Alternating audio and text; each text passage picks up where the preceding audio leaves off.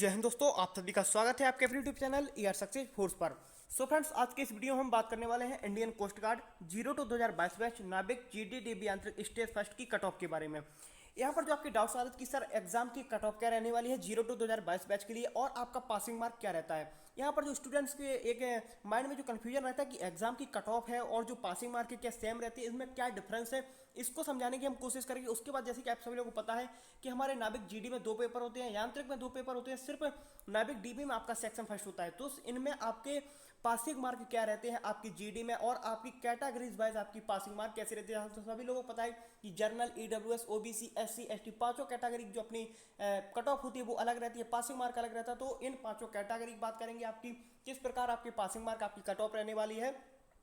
तो वीडियो को आप कंप्लीट वॉच करें। उसके बाद जैसा कि आपके मन में एक और कंफ्यूजन रहता है कि जैसे नाविक जीडी में हमारा 2 सेक्शन होता है, फर्स्ट प्लस सेकंड, और इसमें आपका जो सेक्शन फर्स्ट होगा 5 सब्जेक्ट में आपका डिवाइड होता है और उसके बाद आपका सेक्शन सेकंड 2 सब्जेक्ट में आपका डिवाइड होता है। तो क्या इंडिविजुअल सब्जेक्ट में ही पास होना हमारा जरूरी है? तो इन सारे टॉपिक्स पर बात करेंगे। उससे पहले आपसे रिक्वेस्ट करना चाहूंगा कि अभी तक आपने अगर चैनल को सब्सक्राइब नहीं किया तो एक बार जरूर कर ले, जिससे जब भी कोई नया वीडियो आता है तो उसकी इन्फॉर्मेशन आपको मिल जाती है। तो चलते हैं फ्रेंड्स अपने टॉपिक के ऊपर। जो आपका 02-2022 बैच का एडवर्टाइजमेंट है वहां पर आपकी पासिंग मार्क और कट ऑफ के बारे में पूरा समझाने की कोशिश करूंगा। तो देखिए फ्रेंड्स, हम लोग आ चुके हैं इंडियन कोस्ट गार्ड के 02-2022 बैच एडवर्टाइजमेंट के ऊपर। यहाँ पर आप देख सकते हैं कि ए नंबर पर लिखा हुआ स्टेज फर्स्ट रिटन एग्जामिनेशन, जिसका जो अभी आपका जो एग्जाम है 28 तारीख से यानी 28 मार्च से 31 मार्च से स्टार्ट होने वाला है, 28 से 31 तक आपका चलने वाला है। यहाँ पर आप देख सकते हैं कि नाविक डीबी, नाविक जीडी, और आपका यांत्रिक इलेक्ट्रिकल हुआ, ऐसे ही नीचे आपको यांत्रिक इलेक्ट्रॉनिक्स और यांत्रिक मैकेनिकल आपको देखने को मिलेगा। यहाँ पर देखिए, हम सबसे पहले बात करेंगे आपके रिटन टेस्ट के बारे में कि रिटन टेस्ट में आपका सिर्फ नाविक डीबी में हम पहले बात कर लेते हैं कि नाविक डीबी में आपका सेक्शन फर्स्ट होता है। सेक्शन फर्स्ट की अगर हम बात करते हैं तो आपको पासिंग मार्क क्या रहने वाला है, एक एक पहले आपको समझाते चलना है कि पासिंग मार्क आपका यहाँ पर क्या रहेगा और आपकी कट ऑफ क्या इनकी रहेगी। आपकी अनरिजर्व, ईडब्ल्यूएस, ओबीसी, अनरिजर्व आप समझते हैं कि जनरल कैटेगरी वालों की बात होती है यहाँ पर आपकी। तो इन सारी पहलों की आपको पासिंग मार्क, उसके बाद आपको कट ऑफ समझाने की कोशिश करूंगा। तो सेक्शन फर्स्ट आप जानते हैं कि आपका 60 मार्क का होता है, आपका एकदम मैक्सिमम मार्क आपके 60 होते हैं। उसमें आपके passing mark unreserved, EWS, OBC के लिए 30 होता है और आपका एससी एसटी वालों के लिए 27 आपका होता है। यहाँ पर आप देख सकते हैं कि 30 एंड 27 आपका पासिंग मार्क होता है। 30 होता है अनरिजर्व, ईडब्ल्यूएस, ओबीसी के लिए और 27 होता है आपका एससी एसटी वालों के लिए। यहाँ पर अगर हम इस बार कट ऑफ की बात करते हैं, आपके नाविक के डीबी वालों के लिए बात करते हैं, तो यहाँ पर आपको एक बात समझ लेनी चाहिए कि मैं पहले बात करूंगा आपके अनरिजर्व, ईडब्ल्यूएस, ओबीसी की तीनों की एक साथ बात करूंगा कि इस बार आपकी कट ऑफ कितनी जा सकती है। तो इस बार की अगर हम तीनों कैटेगरी की बात करते हैं, देखिए यहाँ पर इंडिविजुअल बताने की मैं बात नहीं करता, आपको सीधी एक सी कट ऑफ बताऊंगा कि इसी के आपके 1-2 नंबर आपकी ऊपर नीचे रहने वाली है। तो इस बार की अगर हम कट ऑफ की बात करते हैं तो आपकी 50 ये आपकी कट ऑफ रहने वाली है आपकी अनरिजर्व, ईडब्ल्यूएस, ओबीसी के लिए। इस बार की कट ऑफ 50 रहने वाली है। और वही बात हम एससी एसटी करते हैं तो समथिंग आपकी 45 से 47 तक रहने वाली है। 45 से लेके 47 तक आपकी ये कट ऑफ इस बार रहने वाली है। अब ये बात करते हैं हम आपके नाविक जीडी की। यहाँ पर जैसे ही आप आते हैं आपके मन में कंफ्यूजन आती है कि सेक्शन 2 यहाँ पर डिवाइड होते हैं, सेक्शन फर्स्ट प्लस सेकंड। तो यहाँ पर बता देता हूँ कि आपको दोनों सेक्शन में पास होना जरूरी है। यदि आप एक भी सेक्शन में फेल हो जाते हैं तो फिर आपका सिलेक्शन नहीं होगा। मैं पहले ये बात बता दे रहा हूँ क्योंकि आप सभी जानते हैं कि ये पासिंग मार्क पहले से ही यहाँ पर डिवाइड कर दिए। 30 आपके अगर नीचे आते हैं, अगर सेक्शन फर्स्ट में 30 से नीचे अगर आपके आते हैं तो फिर आप पूरे तरीके से फेल माने जाए। फिर भले ही आप सेक्शन सेकंड में 50 लेके आए और ओवरऑल आपके यहाँ पर आपके 29 रह गए, तो आपकी जैसे ओवरऑल 79 बन गई, कट ऑफ गई आपकी 72, तो फिर भी आप ओवरऑल फेल माने जाएंगे। यहाँ पर ऐसा नहीं कि आप पास किए जाएंगे, तो फिर भी आप फेल माने जाएंगे क्योंकि आपने जो सेक्शन फर्स्ट का जो पासिंग क्राइटेरिया था वो आपने पार नहीं कर पाया। तो इस वजह से आपको दोनों सेक्शन में पास होना जरूरी होता है।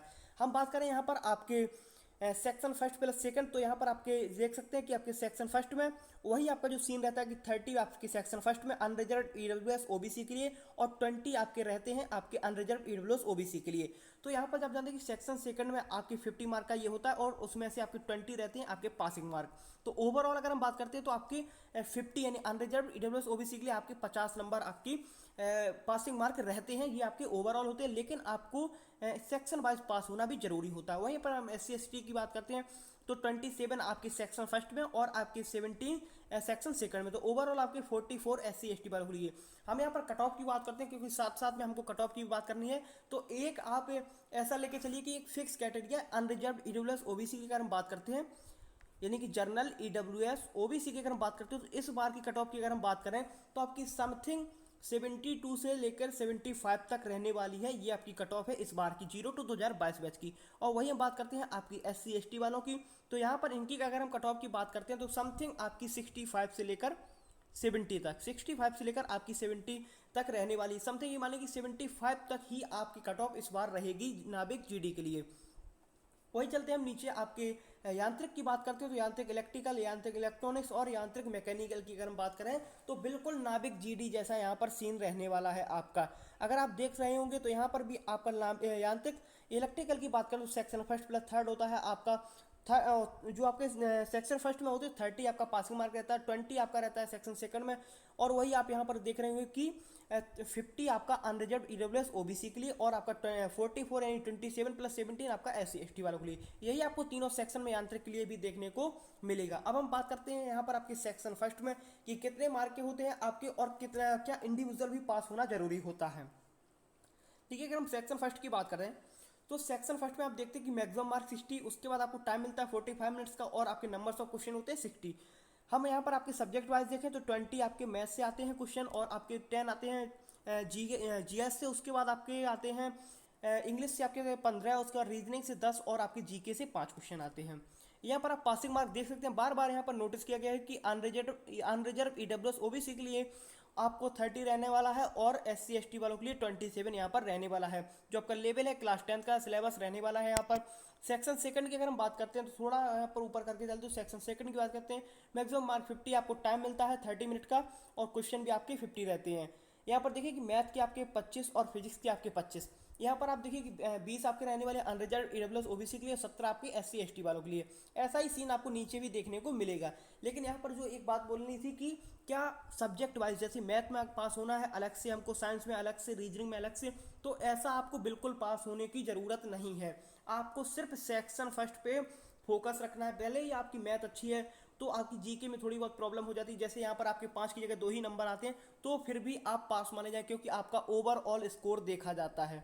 ओवरऑल स्कोर आपका देखा जाता है किस तरीके से आपने सेक्शन फर्स्ट में, आप बस 30 से नीचे नहीं आइए, किसी भी कैटेगरी को 30 से नीचे मत आइए, उसके बाद 30 से ऊपर ही जाना। आपको यहाँ पर सब्जेक्ट वाइज पास नहीं होना होता है, सिर्फ आपको सेक्शन वाइज पास होना होता है। जैसे सेक्शन फर्स्ट में आप पास होना जरूरी है, सेक्शन सेकंड में पास होना जरूरी है अगर आप नाभिक GD की तैयारी कर रहे हैं, और वही आप अगर नाभिक DB की तैयारी कर रहे हैं तो सिर्फ आपको सेक्शन फर्स्ट में ही फोकस करना है और आपको सेक्शन फर्स्ट में ही पास होना है, इसी की आपको कट ऑफ पार करनी है।